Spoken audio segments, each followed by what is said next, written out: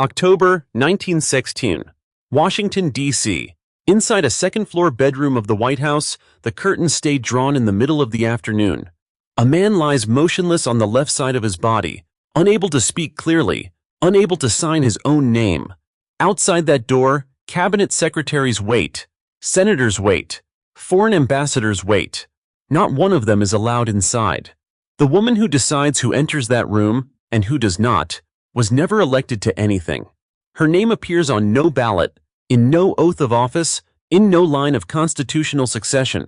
For the next 17 months, she will decide which documents reach the President of the United States, which visitors are turned away, and which pieces of the government's business simply never make it past that bedroom door. History will later give this arrangement a name, half joking, half serious: the petticoat government. But she is not the only one. 9 women stood beside 9 presidents, and history barely remembers what they actually did behind those closed doors. Some rewrote policy. Some fired the men closest to power. One of them decided in a single night what of America would survive a burning Capitol, and what would not. This is the untold story of the women who never held the office but held the presidency anyway. 1921. The Oval Office. Weeks after Inauguration Day. Warren G. Harding's presidency was, by most historical accounts, a presidency he never truly wanted for himself. He wanted the Senate, the golf course, the poker table. It was the woman beside him who wanted the White House, and who spent nearly 2 decades making sure he got there. Her name was Florence Kling Harding, and the men assigned to protect the president had a private nickname for her, the Duchess. Not out of affection alone, out of respect for how completely she ran the operation around him. She had managed his newspaper business back in Marion, Ohio, when he could barely manage his own finances. She had managed his Senate career, and now she intended to manage his presidency, starting with who was allowed anywhere near him. Florence controlled Harding's schedule down to the hour. She vetted the guest list for nearly every meeting. She was, by the account of Secret Service agents at the time, more attentive to White House press coverage than any First Lady before her, reportedly reading the morning papers before the president did, and deciding which stories he needed to see and which he didn't. When photographers came to the White House, it was often Florence who decided how the president should be framed, what image the public should be sold.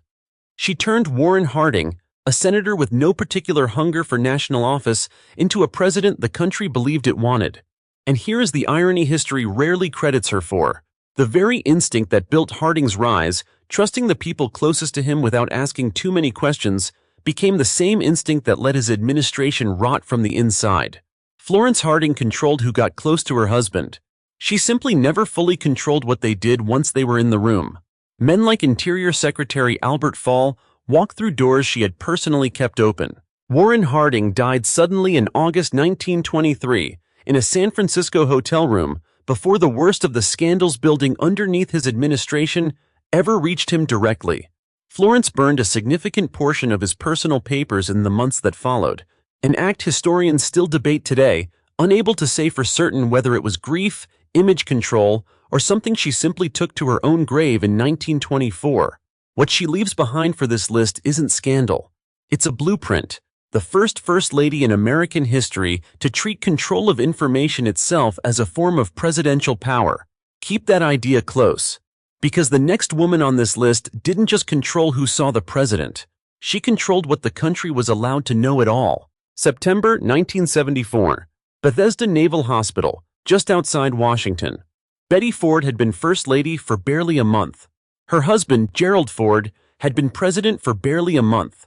Sworn in under the shadow of a resignation, inheriting a country exhausted by secrecy and cover-ups.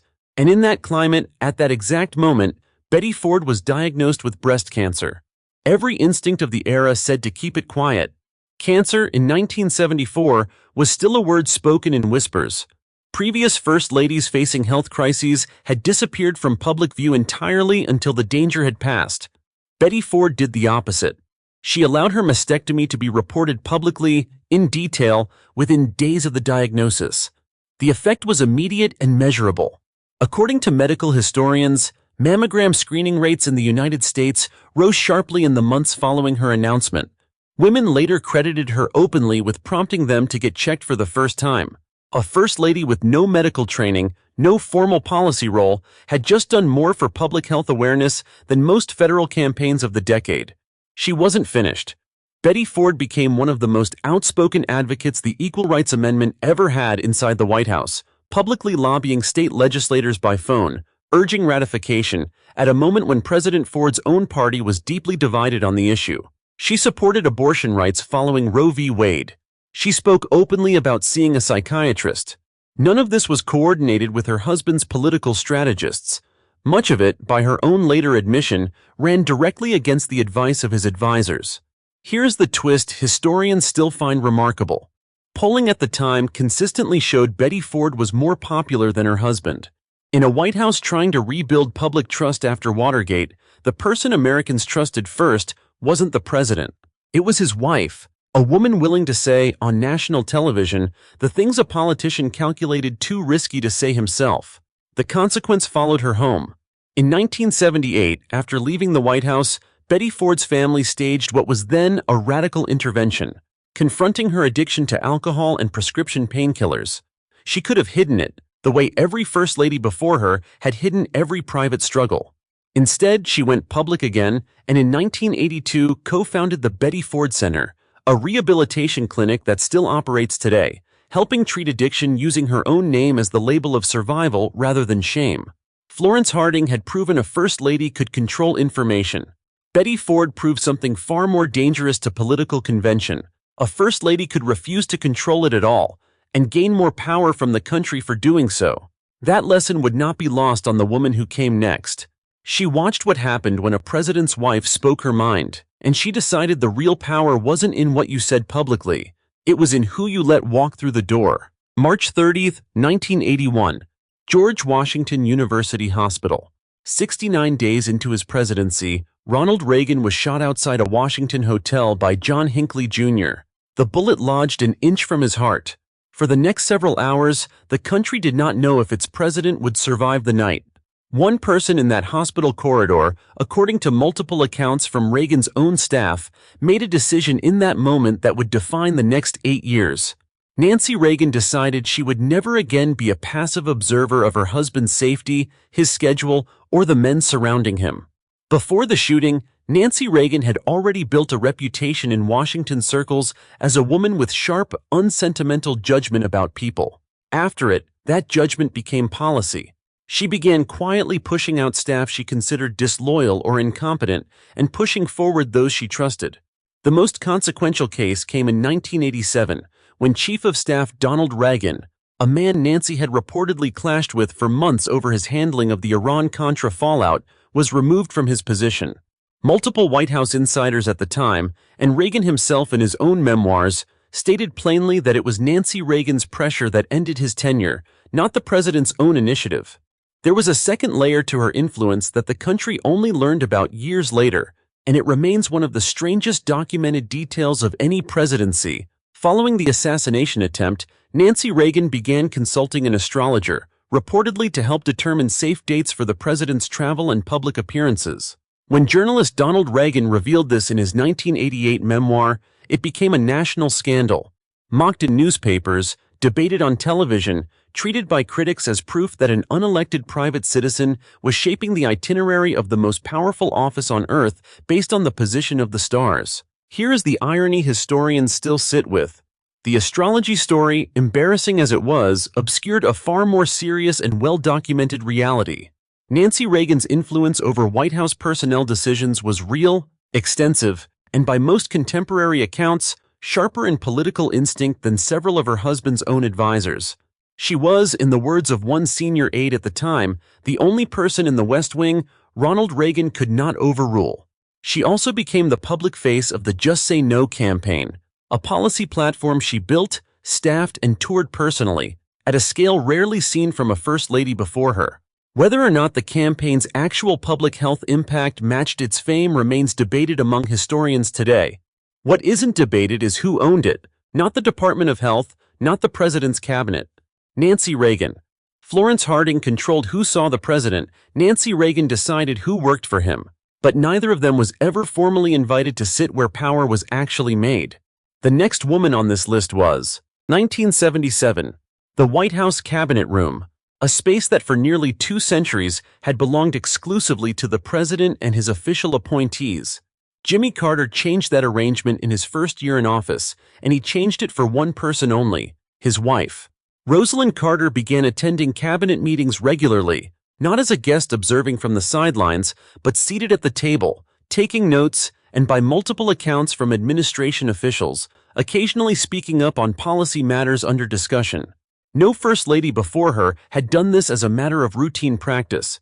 It was at the time unprecedented enough that it drew direct criticism from members of Congress who questioned whether an unelected spouse belonged in the room where national policy was debated.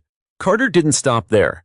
He formally established a professional staff for the First Lady's office, the largest and most structured one the White House had seen to that point, giving Rosalind dedicated policy advisors, briefing books, and a chief of staff of her own.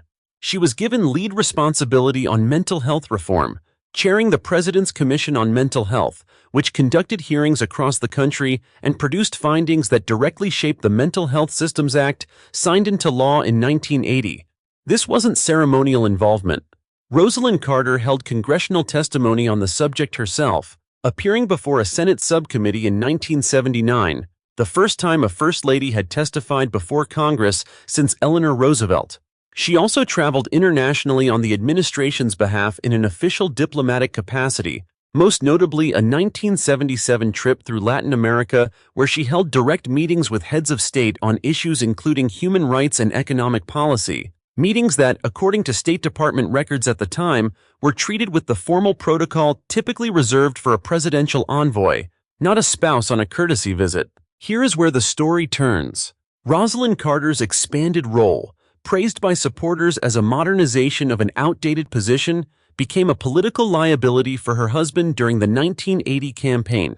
Opponents seized on her cabinet seat and her formal staff as evidence of what critics called a co-presidency, an argument that an unelected person was wielding influence disproportionate to any position the Constitution actually defined. Whether fair or not, the criticism stuck, feeding into a broader narrative of an administration seen as unconventional at a moment when the country wanted stability. Carter lost his re-election bid in a landslide to Ronald Reagan in November 1980. Rosalind Carter never held a vote in that cabinet room. She never signed a bill. But for 4 years, she sat at the one table in Washington where every First Lady before her had only been permitted to send messages through someone else. She had proven a First Lady could formally join the room where policy was made. The next woman on this list would take that seat and turn it into an entire piece of federal legislation with her name attached to the outcome. January 25, 1993. 5 days into his presidency, Bill Clinton signed a memorandum creating the Task Force on National Health Care Reform and named its chair not a senator, not a cabinet secretary, but his wife. It was the first time in American history a First Lady had been given direct, formal authority over a major piece of domestic policy from day one of an administration. Hillary Clinton was not consulted informally, the way Eleanor Roosevelt had once been. She was not seated at the table, the way Rosalind Carter had been. She was placed at the head of it with a staff of over 500 policy advisors, economists, and healthcare experts reporting up through her office. For the next 14 months, Hillary Clinton held closed-door hearings across the country, testified before 5 different congressional committees personally, a scale of direct legislative engagement no First Lady before her had ever attempted, and helped draft what became known publicly as the Health Security Act. According to contemporary reporting, she was, by the account of senior administration officials at the time, the most substantively influential First Lady on policy since Eleanor Roosevelt, and arguably more so, given that Roosevelt had never chaired a formal federal task force. The plan itself became one of the most contested pieces of legislation of the decade. Critics, including significant portions of the insurance industry and congressional Republicans, argued the plan represented government overreach into the healthcare system. A wave of televised advertising, most famously the Harry and Louise campaign, helped turn public opinion against it. By September 1994, the Clinton administration formally withdrew the bill, unable to secure enough votes even within a Democratic-controlled Congress. Here's the twist. Historians continue to debate the very qualities that made Hillary Clinton historically significant, A policy background, a Yale law degree, direct legislative authority, most cabinet secretaries never received were the same qualities her critics used against her. Legal challenges were filed questioning whether a First Lady, an unelected and unconfirmed position, could legally chair a federal task force at all. A federal appeals court ultimately ruled she could be treated as a de facto federal employee for the purposes of the task force, a legal classification that had never before been applied to a presidential spouse and has not been applied the same way since. The healthcare plan failed, but the precedent didn't disappear with it. Hillary Clinton went on to become the First Lady elected to the United States Senate in 2000, later serving as Secretary of State and, in 2016, becoming the first woman nominated for president by a major American political party. Every First Lady before her had exercised power by influence, persuasion, or proximity. Hillary Clinton was the first to hold it by formal federal appointment, and the first to prove in a courtroom that the country had no settled legal answer for what a First Lady was actually allowed to do. But formal power was still new in 1993. A century earlier, one First Lady had already learned how to run a presidency without needing a title for it at all. 1845. The White House, barely weeks into James K. Polk's presidency. James Polk was, by his own account, one of the hardest-working presidents the country had ever seen, famously refusing to take a real vacation during his entire single term, determined to accomplish every goal he'd set before leaving office. What history remembers far less is that he almost never worked alone. His wife, Sarah Childress Polk, was in the room for nearly all of it. Sarah Polk had no children, no formal staff, and by the standards of the era, no expected political role beyond hostess. She built one anyway. Educated far beyond most women of her generation, she had studied at a female academy in North Carolina rare for its rigorous curriculum. Sarah read newspapers from across the country every morning, marking articles she believed her husband needed to see and reportedly summarizing foreign dispatches for him before his own cabinet secretaries arrived with their briefings. She managed his correspondence personally, often drafting responses in his name.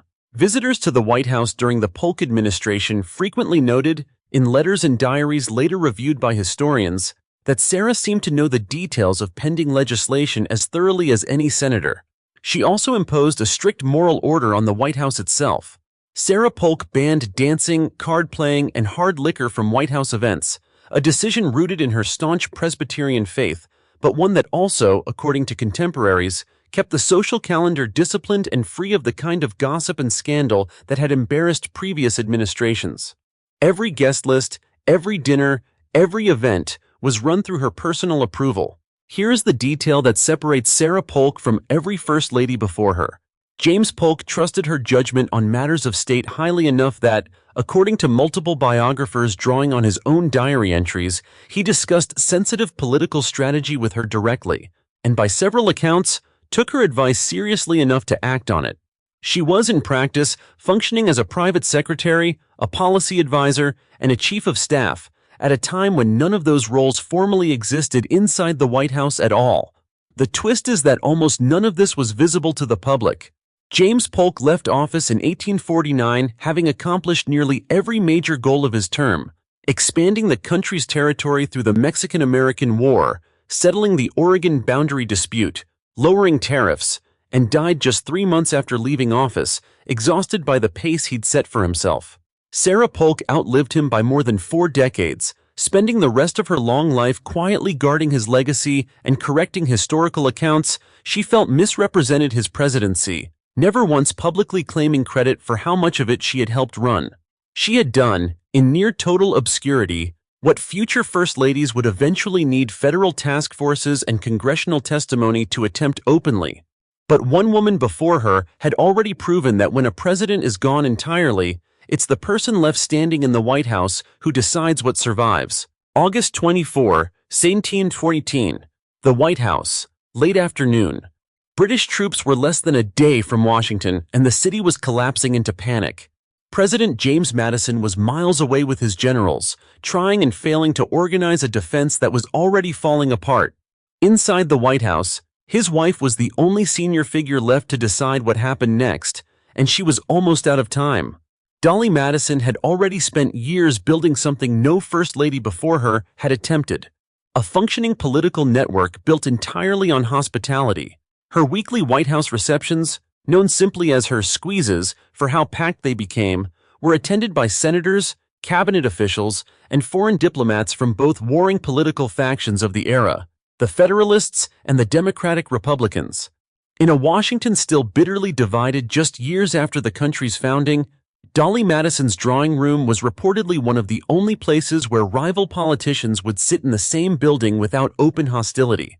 Contemporaries described her as remembering names, birthdays, and grudges with equal precision, turning simple social skill into genuine political capital her husband could draw on when formal diplomacy failed. But it was that single afternoon in August 1814 that secured her place in American memory. With British forces closing in and evacuation orders already circulating, Dolly Madison refused to leave the White House until she had secured what she considered irreplaceable. She personally directed staff to save velvet curtains, silver, and crucially, the full-length Gilbert Stuart portrait of George Washington, reportedly ordering the frame broken open when it couldn't be unscrewed in time, rather than risk the painting being destroyed or captured. She left only once everything she deemed essential was secured, escaping the city just hours before British troops arrived and set fire to the White House itself. Here is the twist historians still point to: Dolly Madison held no official government role, no military authority, no formal instruction from her husband on what to save that day. She simply decided, alone, what of the young nation's identity was worth the risk of staying behind for. When the war ended and the White House was rebuilt, that portrait, the one she saved, became one of the only surviving artifacts connecting the burned building to the one that stands today. James Madison's own presidency is remembered by many historians as a mixed record, weakened considerably by the war he struggled to manage. Dolly Madison's reputation, by contrast, only grew after he left office. She remained a fixture of Washington society for decades afterward, consulted by successive administrations for her institutional memory of the capital's political relationships. A woman with no title, continuing to hold real influence over a city that never stopped needing her. She had proven that when a president is absent, someone still has to decide what the country cannot afford to lose. One First Lady still ahead on this list would take that same instinct and apply it not to a painting, but to an entire population the government had chosen to ignore. 1933. Warm Springs, Georgia, and dozens of places like it across the country over the next 12 years. Franklin D. Roosevelt had been paralyzed from the waist down since 1921, a fact his administration worked carefully to keep out of public view for the entirety of his presidency. He could not easily travel to coal mines, rural relief camps, or overseas military bases to see conditions for himself, so he sent someone who could.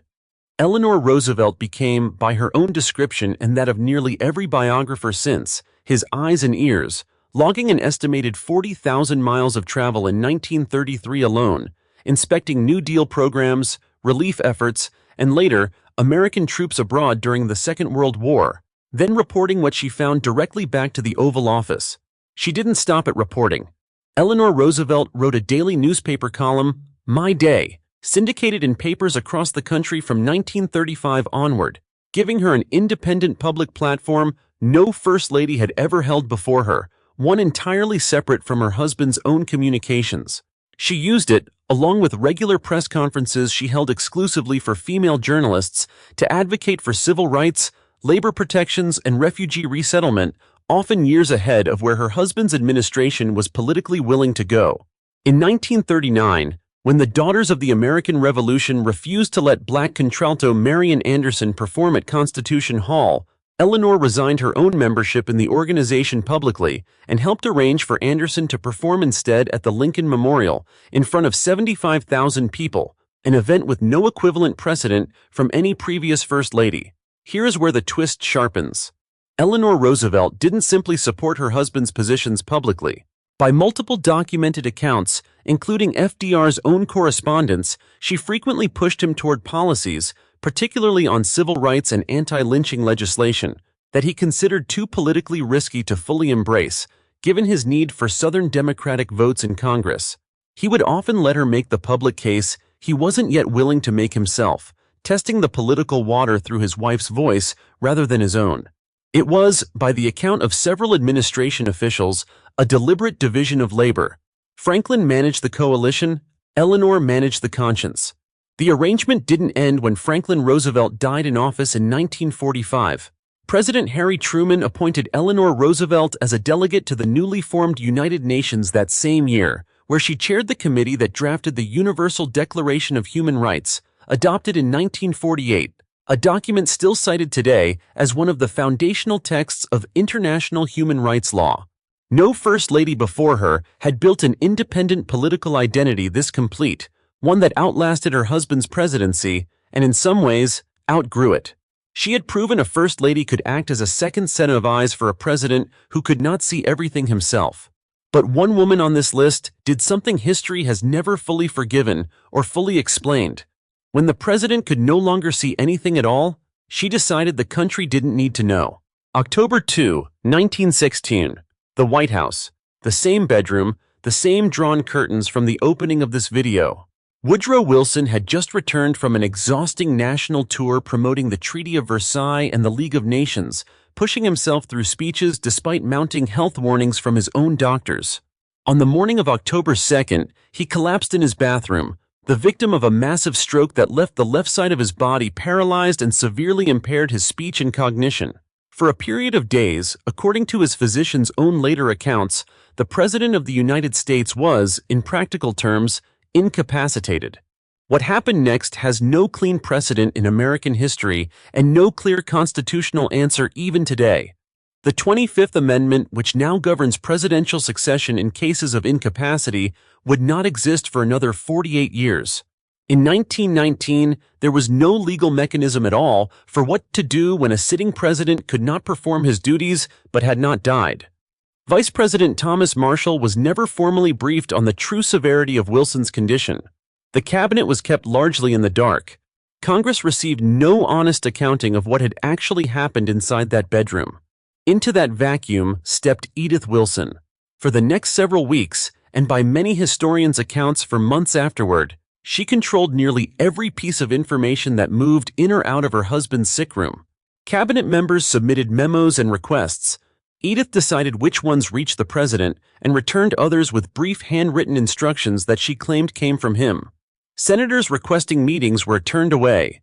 Even Wilson's own personal physician later admitted, in accounts reviewed by historians decades afterward, that the extent of the president's incapacity was deliberately minimized to the outside world. Edith Wilson herself, in her 1939 memoir, insisted she never made a single decision of consequence, that she merely acted as what she called a steward, determining only what was important enough to trouble a recovering president with, and leaving all actual judgment to him.